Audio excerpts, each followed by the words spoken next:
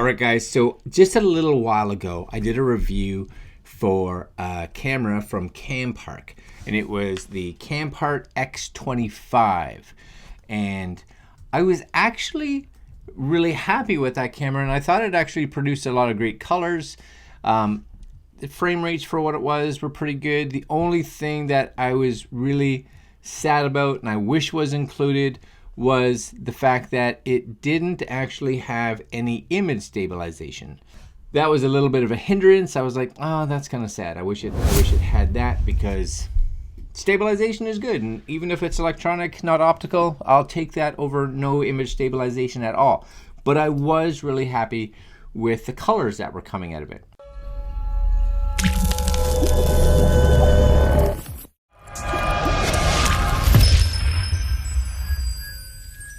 So the folks at Campark actually reached out to me and said, hey, we have a new Campark X30.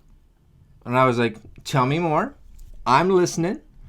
And they said, hey, Greg, let's send that to you, because this is actually 4K 60. Now the 60, of course, not image stabilized.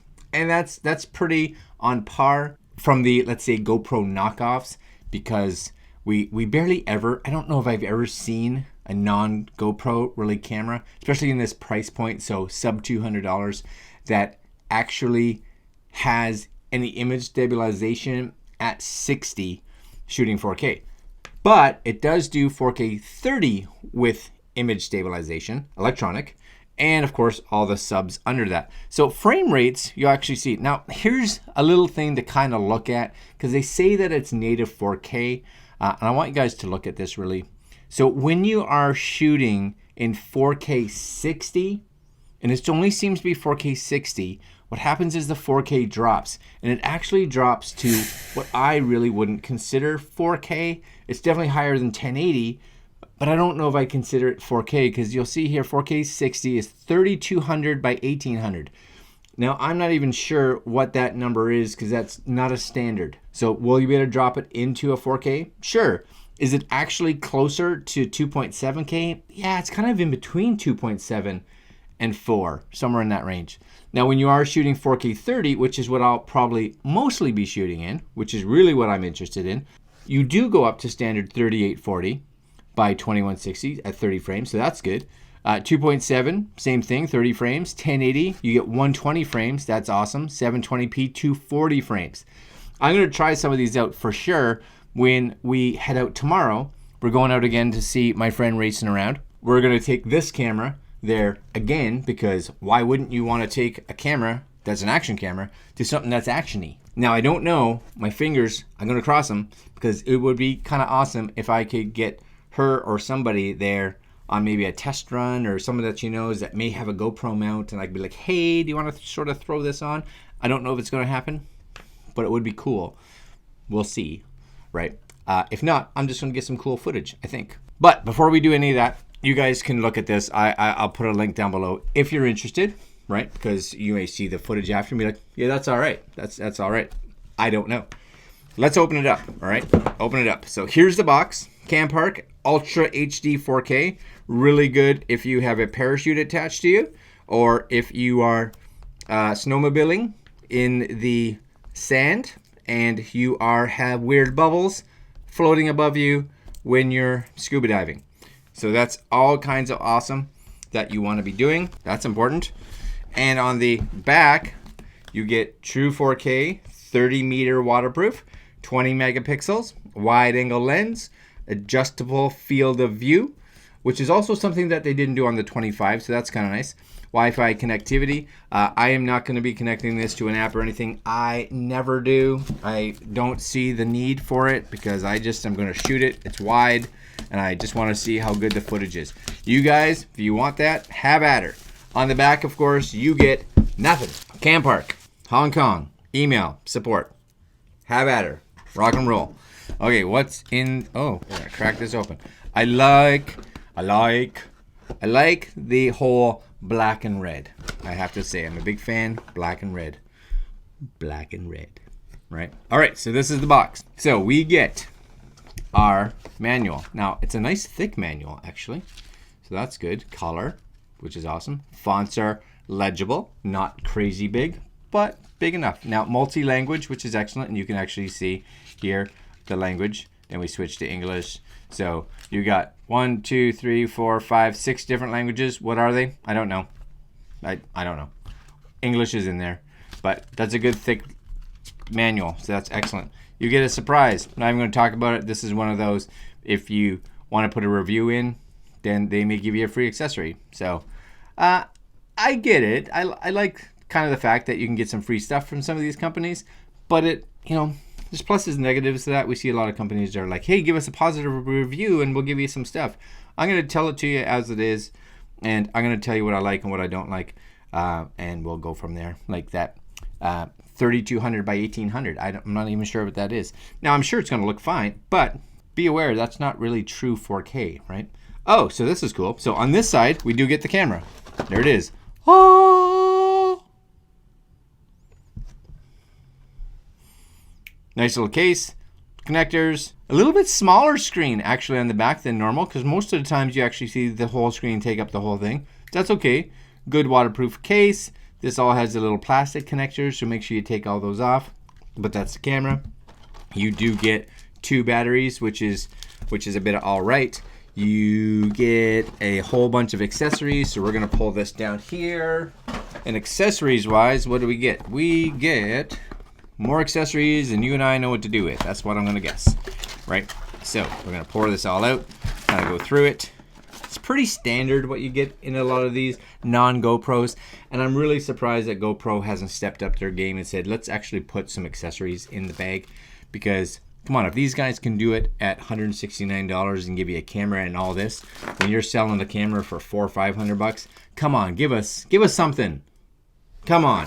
So what do we get? Charger, awesome. We got those 2 batteries like stated before, some Velcro straps. We have the open back, so if you want to put this open back on, and of course that's going to let like sound in there, and it's also really good for those days that it's really humid out, because you can get some airflow in the case as well if you need some protection, so like from dust and stuff like that, because if you can get some airflow, that stops the case sometimes from fogging up. Because I've done it where we're out recording stuff and all of a sudden you look at your lens and you're like, well, it's all fogged up for crap, right? So not good. Put that one on.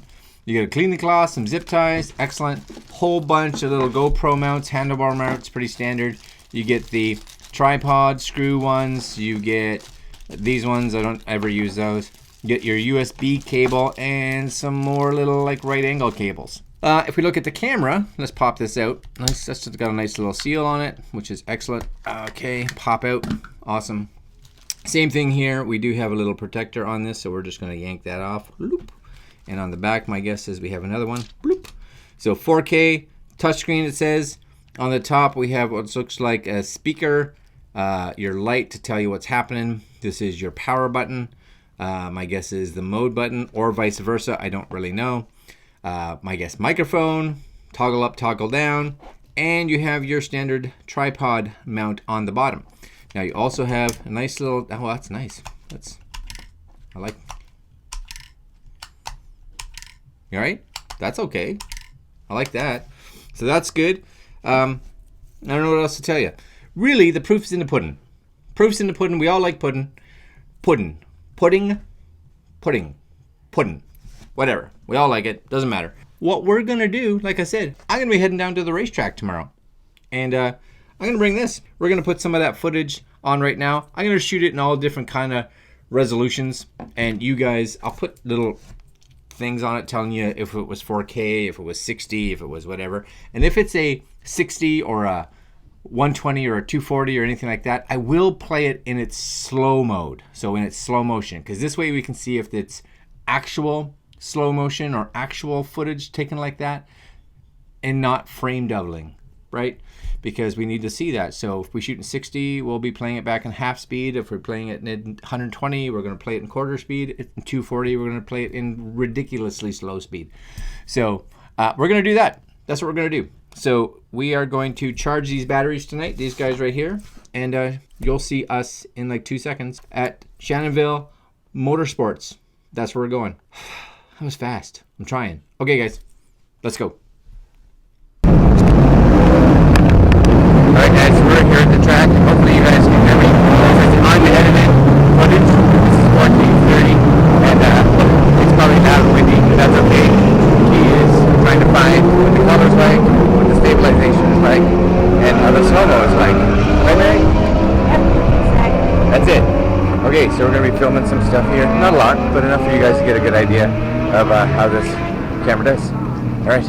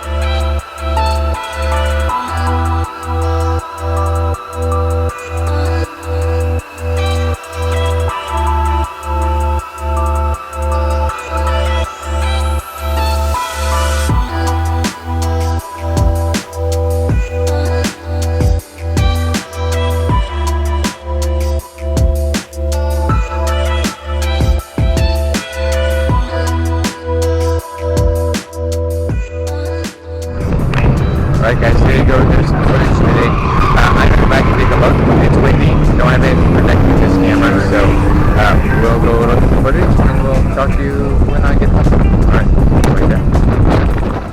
Alright guys, so here it is with the stabilizer on, and I'm trying to stay a little bit out of the wind, hopefully, maybe. I don't know if it's going to happen. See if that wind will die down a little bit. Maybe. Alright, so we're going to go walk a little bit here. And this is, it's a nice time of night. You know, you get a little bit of that shadow that's happening. You get to hear what my voice is like. I'm just at arm's length, stabilizer on, walking.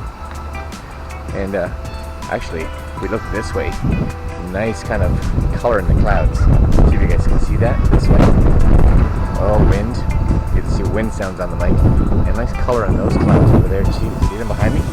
That's kind of nice. Didn't want this part to be too crazy, but I'm walking. Walking's important. Just gonna turn around and start heading back. And you can get an idea now what the stabilizer's like, and what the color's like, and hopefully what the sound's like, which is a little bit better than at the racetrack, because like I said, it was brutal. Brutal, it's loud, so loud. Okay, we're going back inside and take a listen. All right, so we're back. It's the morning after. I'm tired. I probably got tired voice. Here it is. This is the little, and I don't want to say it's a GorillaPod, but it's I actually like it just as much, maybe even better than the GorillaPod. So, anyways, you guys got a chance to see the footage. I actually really like the color that comes out of the Camparks. Like I said, I had used the X25, and this is the X30.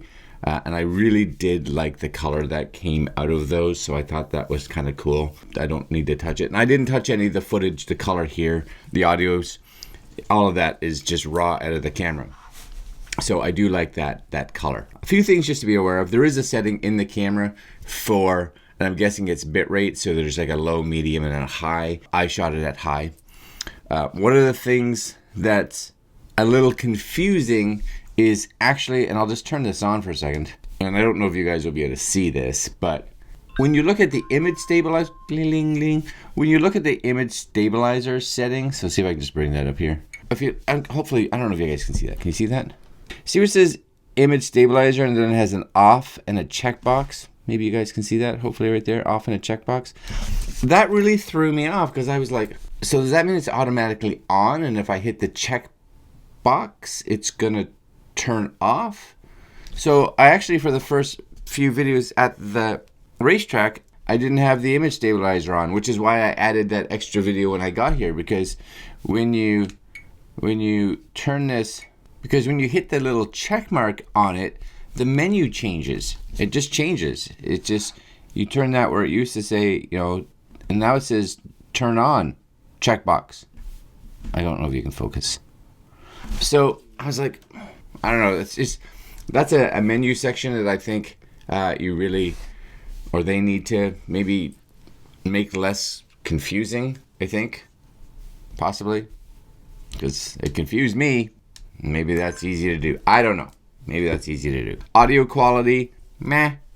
It's an action camera. I'm not going to complain too much because I don't expect it to get lots. I honestly, for the most part, when I shoot with an action camera, the audio is not even that important. If it is, I'm going to be looking for one of those action cams that has external mic support so that I can get the mic in a more protected area or closer to my mouth, etc., etc. Yeah, at a racetrack like that, there's not a lot I could do. I think most of my cameras would have been blown out for sure. Other than that, like I said, I do like it. I did like it. The resolutions, another thing, the resolutions, like I said at the beginning, the resolution when we were shooting in 4K 60 does that weird number, right? It's like 3200 by 1800, and I'm not even sure what that is. The other thing, when you're shooting in slow motion or high frame rates, the numbers when I brought them into Final Cut were all a little different. Like the 720p 240, for instance, came up as 250 frames per second. I was like, that's odd. And the 120 was like 125. I'm not quite sure. They don't seem to be locking themselves in a frame rate. Now, the fact that I got 250 frames, not that big a deal. Actually, I'm like, okay, that may be even better because I'm just using it as slow motion, which means I'll get even slower. And getting 125 over 120, again, not a big deal because I'm slowing it down. But if you were trying to make sure that, you know, you got your frame rate and your shutter speed conformed properly and all this kind of stuff, then maybe having it out of skew a little bit may be a concern. If that's the case, you're probably investing in a much more expensive camera to start with. That's it for this. If you have any questions on it, please let me know. Again, I like it. It's good. You know, it's not the best camera out there by any means. You got a chance to see the footage, and that's all. That's all I got for today. I didn't want to make this video crazy long. It's way longer than I thought it would be. All right, guys, I'm gonna leave a link down below if you guys are interested in this camera, the Campark Extreme UHD 4K X30, shoots 4K 60. Link down below. Like, comment, share, subscribe, and as per the usual, we will see you guys in the next video. I'm gonna go have a nap. Later, my friends.